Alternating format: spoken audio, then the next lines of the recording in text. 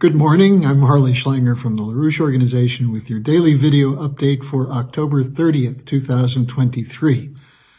There have been some extraordinary events occurring at a very fast pace over the last couple of days, and I'm going to bring you up to date on them in the update today, as well as a picture of what could happen, how we could turn this situation around completely from a possibility of World War III to a possible outbreak of peace and development throughout the world.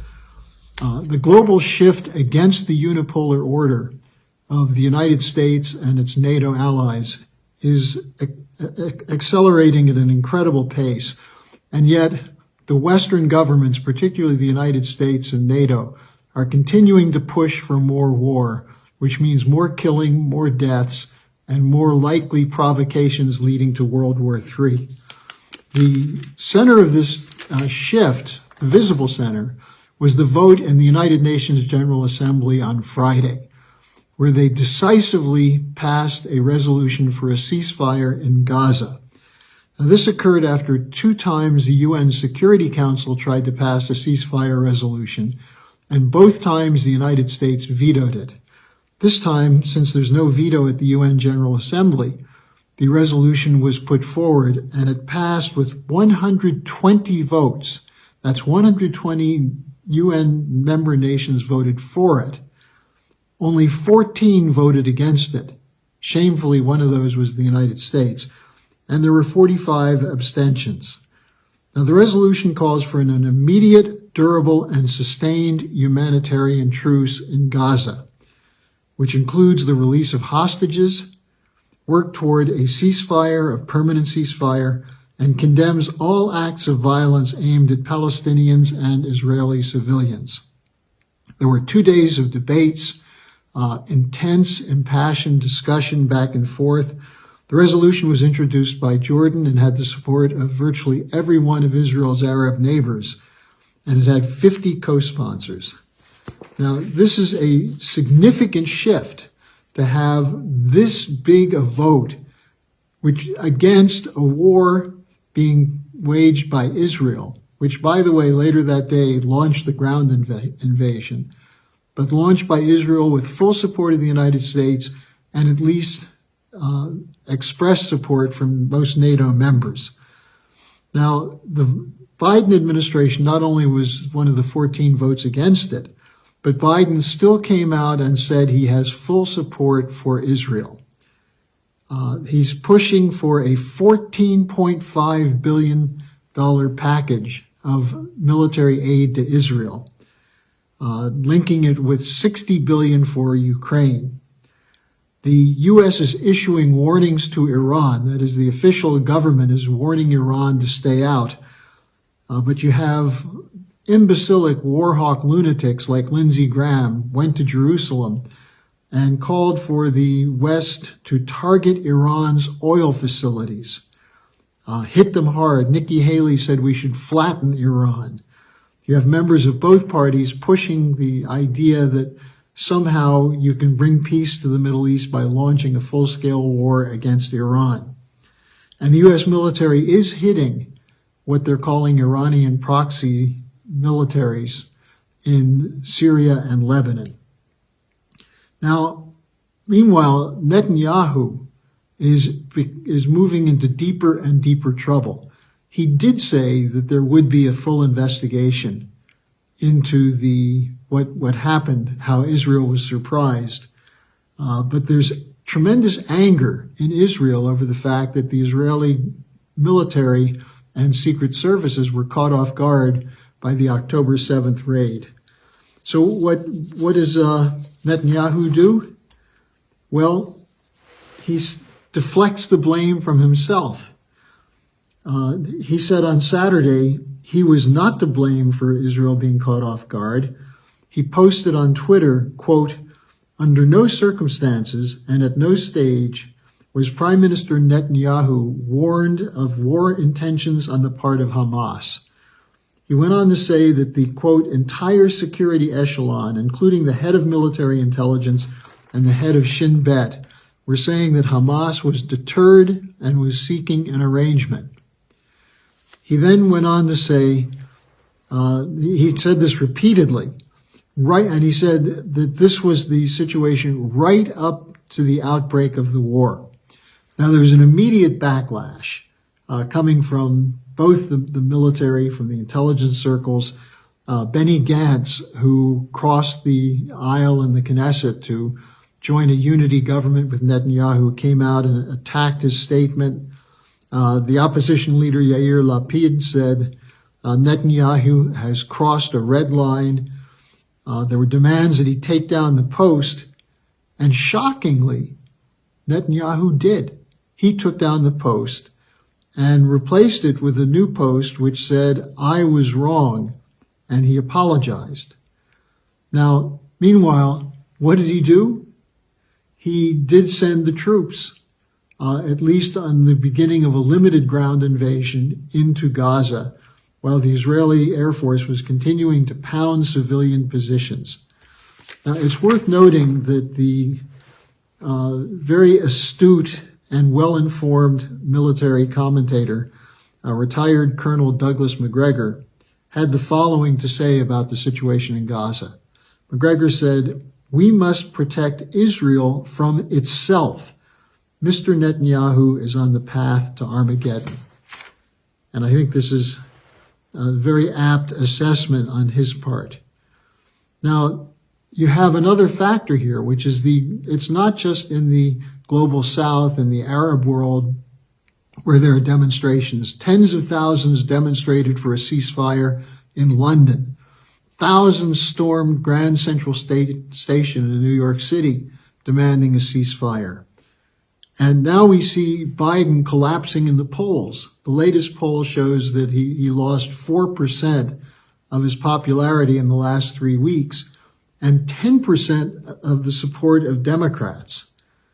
Now, in the midst of this, we have a very interesting turnabout from National Security Advisor Jake Sullivan.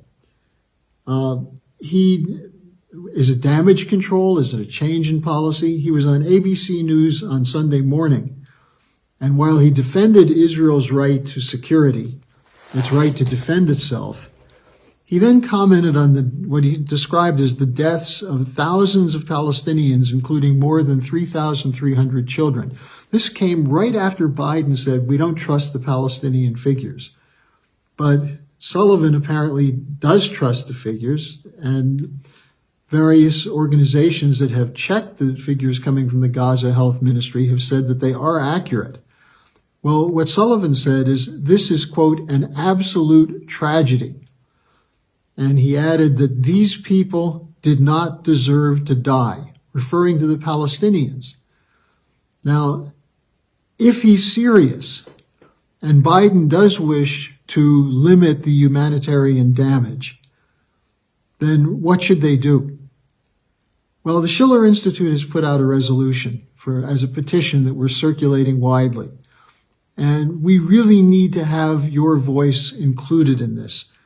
It calls for 3 points. One is the end of the forced migration in Gaza. That is the migration from the north to the south, and the attempt to push as many Palestinians as possible out of Gaza completely into Egypt, which the Egyptians will not allow.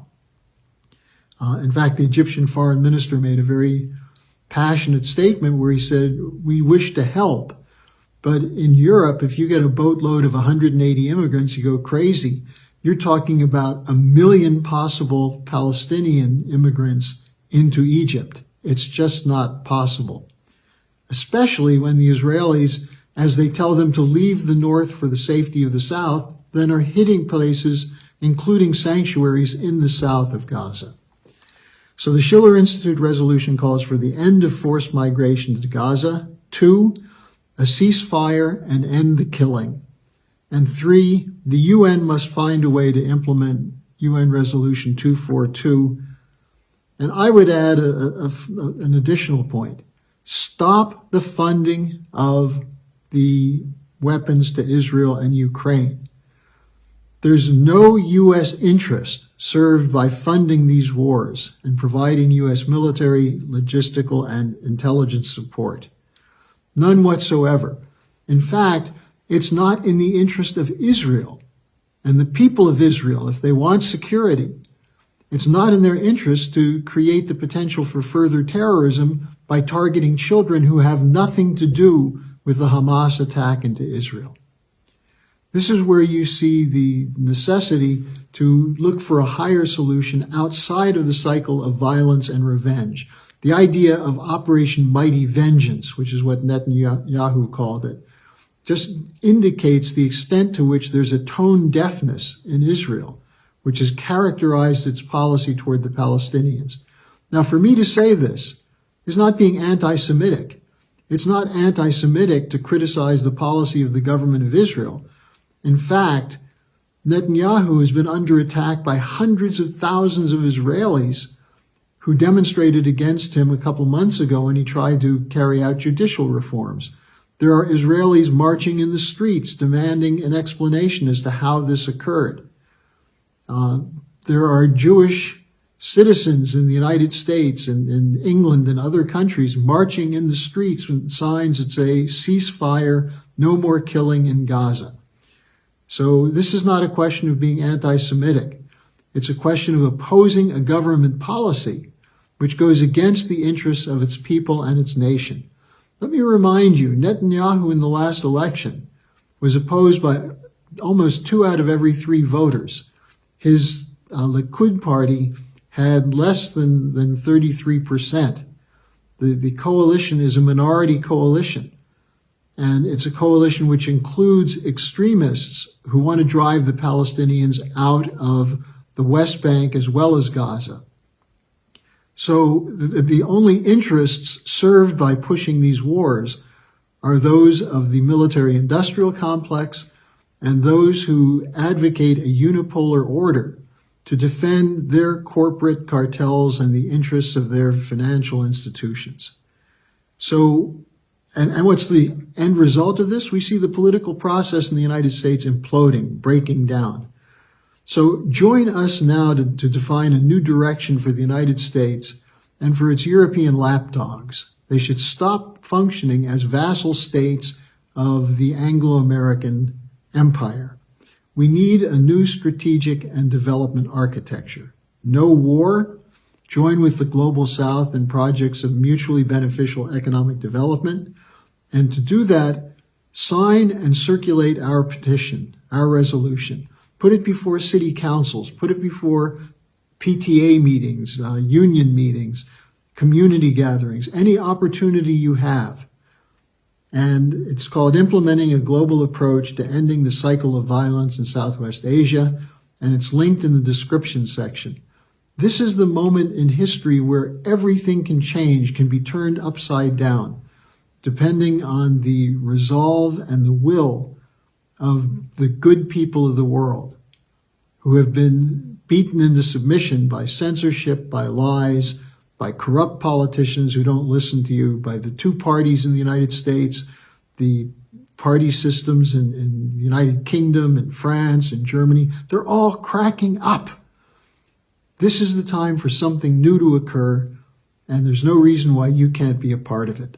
So thanks for joining me today. I'll see you again tomorrow.